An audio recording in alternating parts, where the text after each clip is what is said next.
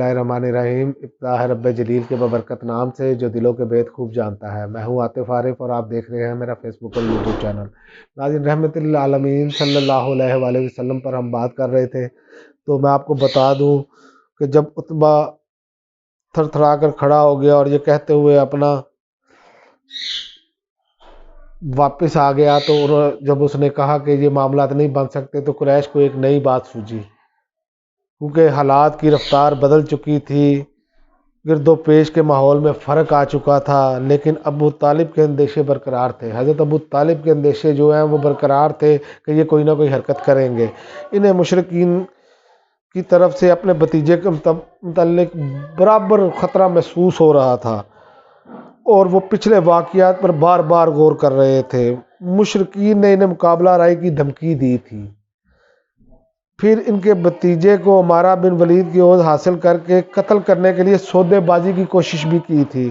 ابو جہل ایک دن ایک بھاری پتھر لے کر ان کے بھتیجے کا سر کچلنے اٹھا۔ عقبہ بن ابی معیط نے چادر لپیٹ کر گلا گھونٹنے اور مار ڈالنے کی کوشش کی تھی۔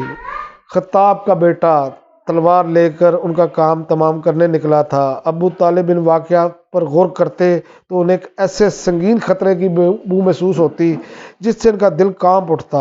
انہیں یقین ہو چکا تھا کہ مشرکین ان کا عہد توڑنے اور ان کے بھتیجے کو قتل کرنے کا تہیہ کر چکے ہیں، یعنی کہ رسول اللہ صلی اللہ علیہ وسلم کو یہ نعوذ باللہ قتل کرنا چاہتے تھے۔ اور ان حالات میں خدا نخواستہ اگر کوئی مشرک اچانک آپ صلی اللہ علیہ وسلم پر ٹوٹ پڑا تو حمزہ رضی اللہ تعالیٰ عنہ یا عمر رضی اللہ تعالیٰ عنہ یا اور کوئی شخص کیا کام دے سکے گا، یعنی کہ وہ اتنا خطرہ محسوس کر رہے تھے کہ چونکہ سب سے مضبوط نوجوان تھے، جوان تھے حضرت حمزہ، حضرت عمر رضی اللہ تعالیٰ عنہ، اس کے باوجود انہوں نے کہا کہ اگر وہ کیا کر سکیں گے جب یہ مل کر دعویٰ بول دیں گے۔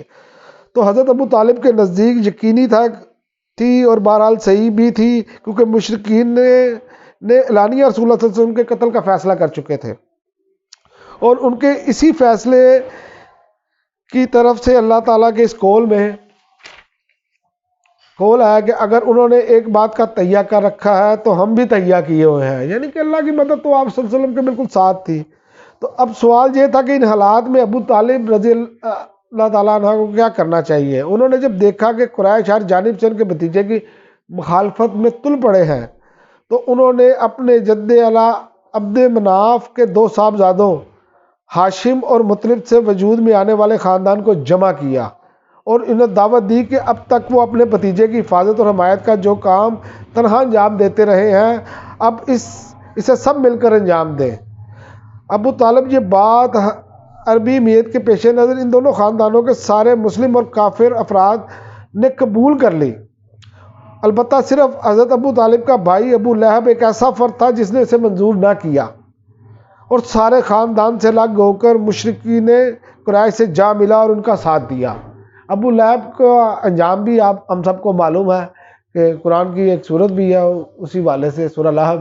تو چونکہ یہ بڑا کھلا دشمن تھا ابو لہب، اور یہ اپنی ہٹ درمی سے باز نہ آیا، اور پھر آگے جا کے جو مشرکین نے پلان بنایا کہ مکمل بائیکاٹ کیا جائے۔ جب یہ حضرت ابو طالب معاملہ کر چکے کہ تمام لوگ مل جائیں، تو پھر ان کو اندازہ ہو گیا کہ ہمارا داؤ اب ایسے نہیں چلے گا۔ پھر انہوں نے نئی سازش سوجی اور بائیکاٹ کی طرف گئے۔